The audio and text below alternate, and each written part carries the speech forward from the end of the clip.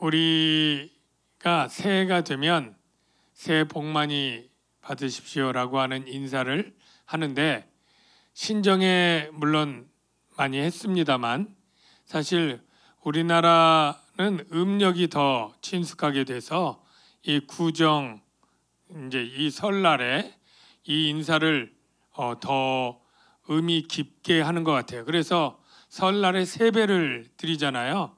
세배하면서 새해 복 많이 받으시라고 하면 세뱃돈도 받고, 또 명절도 신정은 뭐 하루 쉬지만 이 한 3일씩 쉬면서 아직 정서적으로 새해가 양력보다 우리 음력 설날이 더 큰 명절로 그렇게 지키게 됩니다.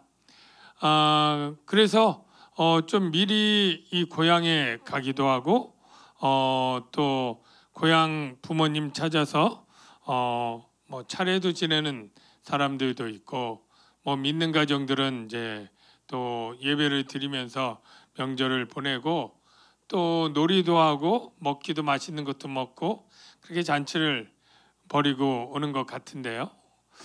보통 이 설날의 이 명절에 고향을 대부분 찾지만 고향을 찾지 못하는 사람들이 있습니다. 보통 실향민이라고 하죠. 고향을 잃은 사람들. 특별히 우리나라는 북한에 있다가 남한으로 전쟁 중에 와가지고 이런 설날 같은 때는 저 임진강 그쪽에 가가지고 또 북한을 바라보면서 그리워하는 그런 사람들이 아직 있다고 합니다. 제가 왜 이야기를 했냐면 요즘 시기에도 많지만 오늘 본문에 보면 나그네들, 흩어진 사람, 고향이 없는 사람들에 관한 그러한 편지입니다. 베드로 사도는 이 주 64년도에 이 편지를 썼는데 그때는 네로 황제의 통치였고 굉장히 그리스도인들의 박해를 이제 막 받게 되는 그러한 시작하는 그러한 시기입니다. 로마의 대화재가 일어났고 이 화재를 정치적 공궁에 빠진 이 네로가 기독교인에게 화살을 돌리고 거기에 분노를 쏟아붓게 하면서 박해를 시작하는 그때에 로마의 그런 박해가 일어날 때 이 로마 제국 굉장히 큰데 이 동쪽에 오늘 본문이 있는 아시아, 갑바도기아, 갈라디아 이쪽에도 박해의 불길이 이제 막 뜨거워지기 시작하는 그때에 편지를 쓰면서 그리스도인들이 어떻게 이 고난과 박해가 있는 세상에서 어떤 삶을 살아야 되느냐라는 것을 좀 교훈하고 위로하기 위해서 편지를 쓰는 거예요. 우리가 지명 앞만 들어도 백문이 불여일견이라고 한번 보는 것보다 못할 수 있어서 지도를 한번 보겠습니다.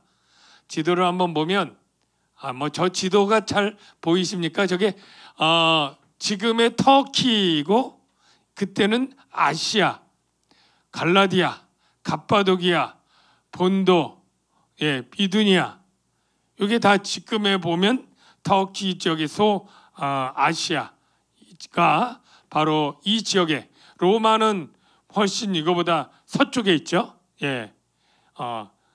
바로 이 바울이 주로 1차 전도 여행 지역 그렇게 되는 것 같아요.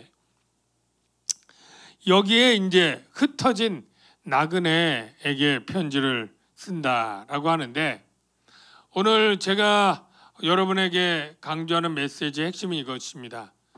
우리는 나그네의 삶을 사는 그리스도인들이다라는 것이죠. 여러분, 나그네의 삶이 어떻습니까? 여러분들이 혹시 뭐 해외로 여행 다녀보신 분들이 물론 있겠죠. 우리 젊은이들은 또 배낭여행으로 뭐 보름, 뭐 한 달간 이렇게 유럽이나 저 하여간 남미나 이렇게 여행 다니는 친구들이 있는데요. 굉장히 고생을 합니다. 집에 있을 때보다 훨씬 고생을 해요. 그런데도 그 여행에 굉장히 기쁨과 즐거움으로 여행을 합니다. 뭐 고생을 하고 말도 잘 안 통하고 음식도 또는 기차 이렇게 놓쳐서 뭐 고생하고 짐도 게스트하우스 같이 뭐 돈이 많지 않으니까 그런데 찾아다니면서 많이 걷기도 하고 뭐 이러면서 많은 일들을 하는데 실제적인 건 고생이에요. 그런데도 그 여행을 새로운 문화와 새로운 환경들을 경험하는 기쁨으로 사는데, 여러분 이게 집이 있기 때문에 이런 고생스러운 일도 즐겁게 할 수 있는 거다, 이렇게 생각이 돼요. 그러니까 내가 그렇게 정말 배낭 하나 메고 한 데서 자기도 하고 아주 여인숙 같은 데서 자기도 하고 고생을 해도 내가 이 여행 끝나면 집에 돌아가서 편안한 그런 침대에서 따뜻하게 씻고 먹고 할 집이 있는 사람에게는 지금 고생이 하나의 어떤 그냥 늘상적인 삶의 이탈로서 기쁨으로 누릴 수 있지만, 정말 집이 없어서 배낭 가지고 살아가는 사람들에게는 이 삶이 그렇게 즐겁지 않을 거예요. 그래서 이 고향이 있는 사람의 삶과 고향이 없는 사람의 삶은 그의 삶의 질이 완전히 다르다고 생각합니다.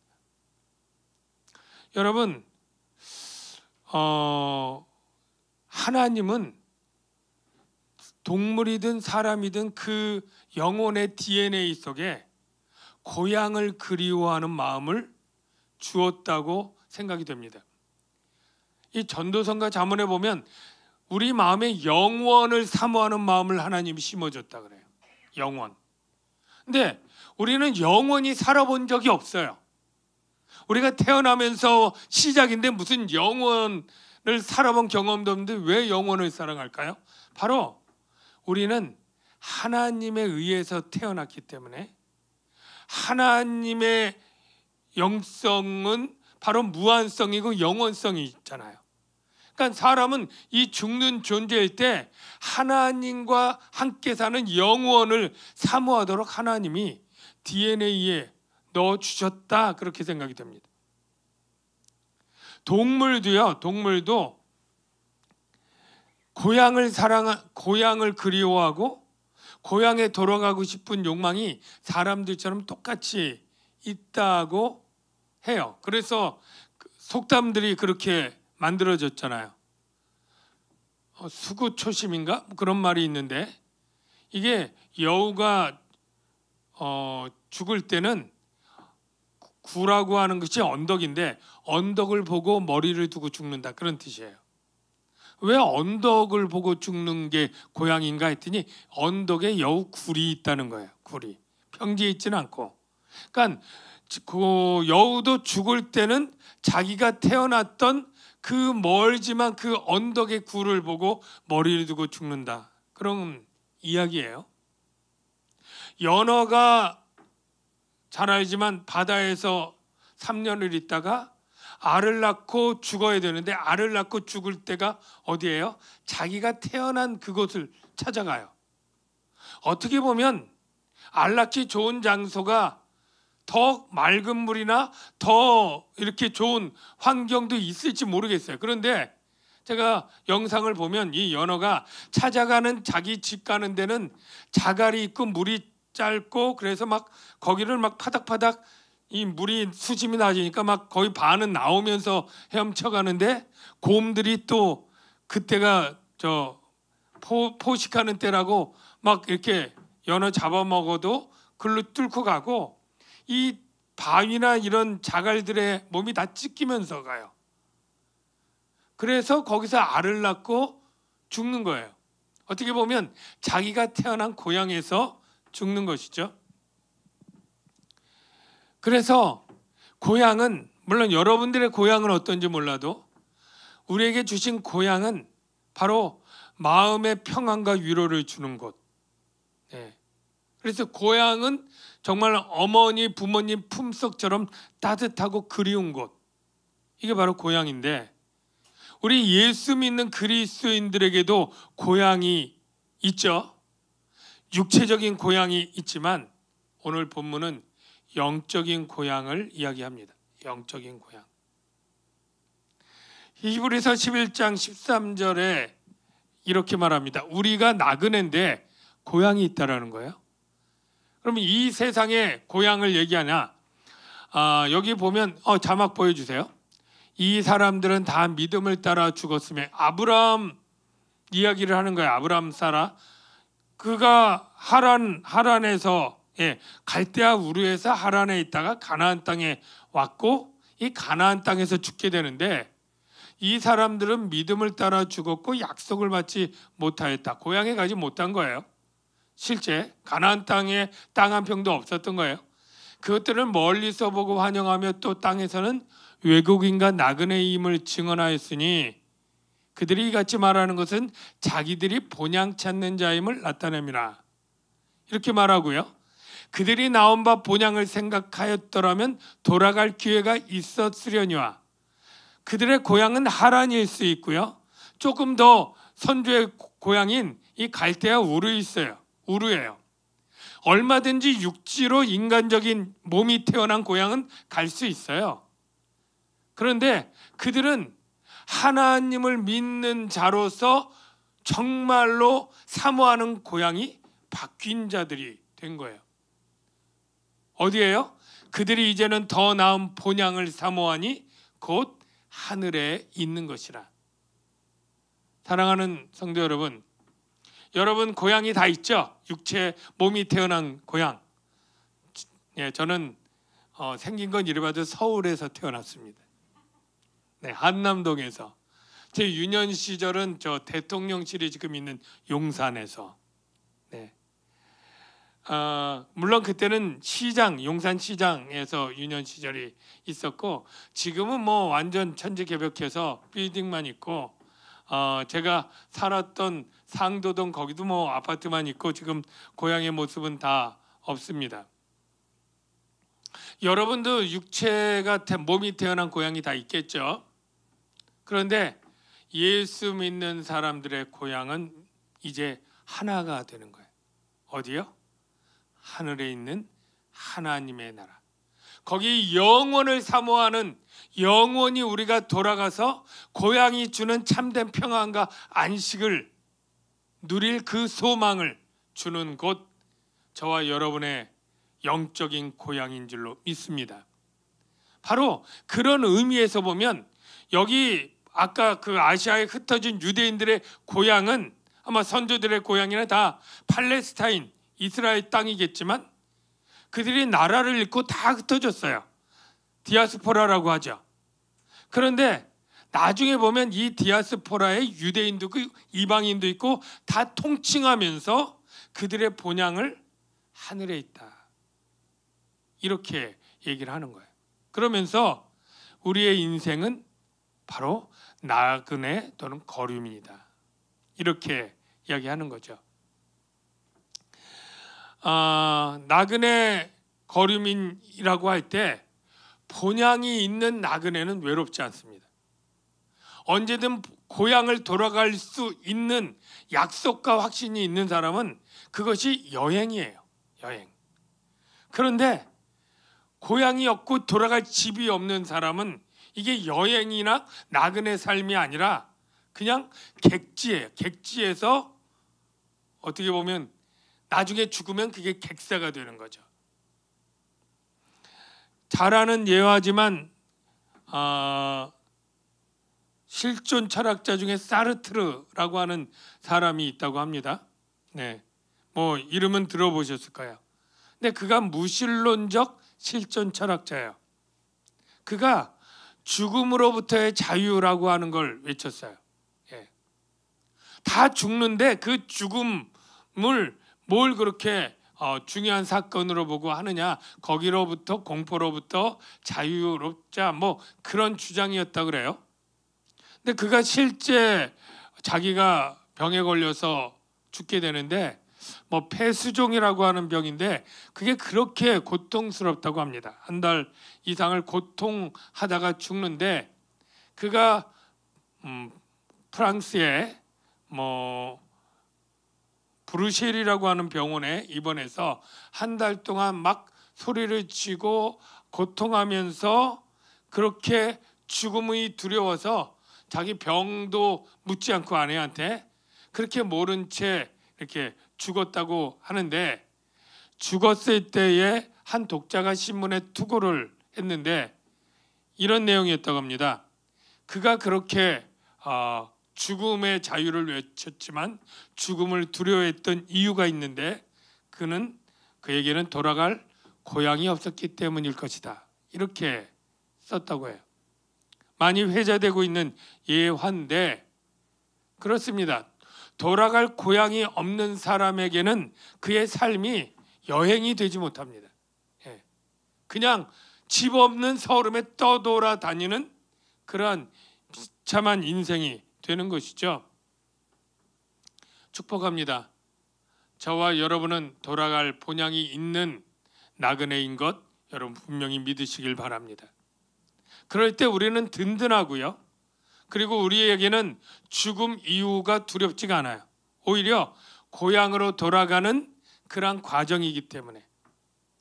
그리고 이 나그네 삶의 특징은 지금 살고 있는 이 삶에서 그렇게 집착하거나 연연하지 않을 수 있지요. 여러분이 뭐 집을 살아본 경험 중에 뭐 남의 집 살 때가 있잖아요. 전세나 월세나. 그래가지고 계약 기간이 있어서 내가 이제 끝나면 뭐 집을 사든지 아니면 아파트 당첨이 돼서 청약이 돼서 들어가는 그런 경우가 있으면 지금 이제 뭐 계약 기간이 거의 어느 정도 되고 할 때 뭐 비가 좀 새거나 뭐 창틀이 좀 잘 안 닫히거나 뭐 이런다고 할 때 그렇게 뭐 속상하거나 걱정하지 않습니다. 도배 색깔이 마음에 안 든다고 전세 살면서 그거 내 돈 들여서 갈거나 장판 바꾸고 이럴 사람은 없어요. 내가 6개월만 버티면 이 집 나가고 이제 내 집에 들어갈 건데 이런 마음이겠죠. 그런데 내 집에 들어가서는 정말 조금이라도 뭐 못자국이 날까 마음이 아프고 뭐가 잘못되면 그냥 불이 나게 시설 수리하고 뭐 이렇게 하겠죠. 근데 남의 집에 살 때는 곧 떠나갈 집, 그리고 잠시 동안 머물 집. 더 극단적으로 보면 여러분이 어디 지방에 가서 하루 이틀 뭐 리조트나 펜션이나 이런 데 묵을 때 거기 뭐 벽지가 마음에 안 든다고 뭐 문이 배치가 이상하다고 뭐가 잘못됐다고 그렇게 안절부절하거나 그렇게 안달하면서 속상해 하지 않지 않습니까? 뭐 이틀 자고 갈 건데 뭐 여기 뭐 햇빛이 잘 안 들어서 일조건이 나쁘거나 전망이 안 좋거나 버스 정류장이 멀거나 애들 학교가 멀거나 뭐 이런 게 상관이 없잖아요. 잠시 살 거니까. 잠시 그냥 머물 거니까.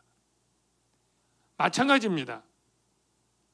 우리가 이 세상의 삶이 본향을 가기 위한 과정 중에 잠시 살아갈 거라고 우리가 생각한다면 물론 이 세상의 삶도 편리하고 안락한 게 좋죠.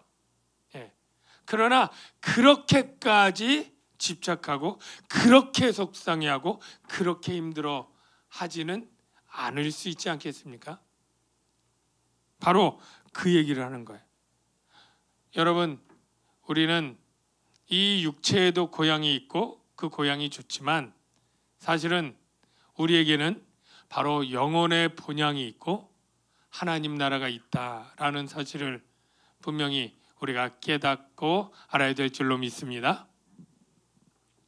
그리고 한 가지만 더 할게요.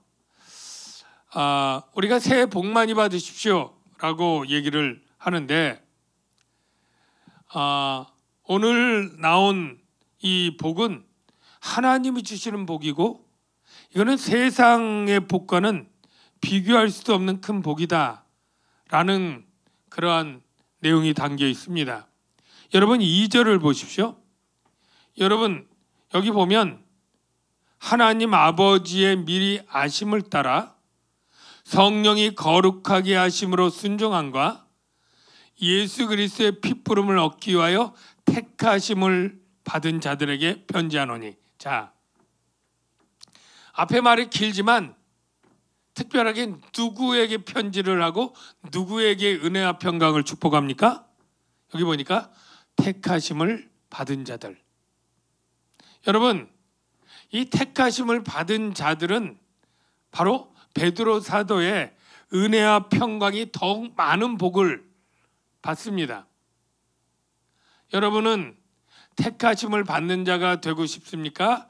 택하심에서 제외된 자가 되길 원하십니까? 당연히 이 좋은 것을 받으니 택하심을 받는 자가 되고 싶겠죠? 그런데 이 택하심을 받는 자가 되는 것이 여러분이 뭔가 할 수 있는 영역이나 무슨 기회나 일이 있을까요? 나 택하심을 받기를 간절히 원하지만 그 원하는 대로 택하심을 받을 수 있는 게 아닙니다. 저와 여러분이 아무리 힘이 있어도 할 수 없는 그러한 일들이에요. 여기 보니까 하나님 아버지의 미리 아심, 성령이 거룩하게 하심, 예수 그리스도의 핏뿌림, 성삼위 하나님이 다 등장하네요. 이 성삼위 하나님의 어떠한 역사 그리고 어떤 계획 이런 것들이 이루어져서 저와 여러분의 택하심이 가능한 거예요. 이번에 우리 윤석열 대통령이 아랍에미리트에 가서 모하메드 빈 자이트 알 나하얀 대통령하고 이름이 12글자더라고요. 국빈 방문으로 갔는데 7개 부처 장관들 함께 가서 투자 결정을 37조 2,600억을 받았다. 그런 얘기를 합니다. 여러분 어떤 일의 가치는 그 일을 처리하는 사람들의 가치와 대부분 비례합니다. 회사에서 큰 돈이 걸린 프로젝트는 말단 사원을 시키지 않습니다. 적어도 부장이 하든지 전무 상무가 하고요. 더 큰 액수가 걸린 회사에 명운이 걸린 그러한 프로젝트는 부사장이나 사장단이 하겠죠. 정말로 사활이 걸린 그런 프로젝트는 회장이 직접 사장들 대동하고 가겠죠. 저는 우리 윤석열 대통령이 이번에 7개 부처의 장관들하고 가서 큰 제가 이게 얼마나 크고 얼마나 역사적으로 많은 액수인지 모르는데 하여간 말하기는 거의 가장 큰 금액의 투자를 받아왔다 이런 얘기를 하는데요. 이렇게 큰 투자를 받고 하려면 최소한 대통령들이 만나고 장관들이 만나야 이 일이 되는 거지. 그 밑에 차장 5급 공무원들이 할 일은 아닌 거죠. 저는 그런 의미에서 우리의 택하심이 얼마나 위대하고 큰가 이렇게 비교해 볼 수 있지 않겠습니까? 우리가 택하신 일들을 천사들 시키지 않은 거예요. 천사장 시킨 게 아닙니다.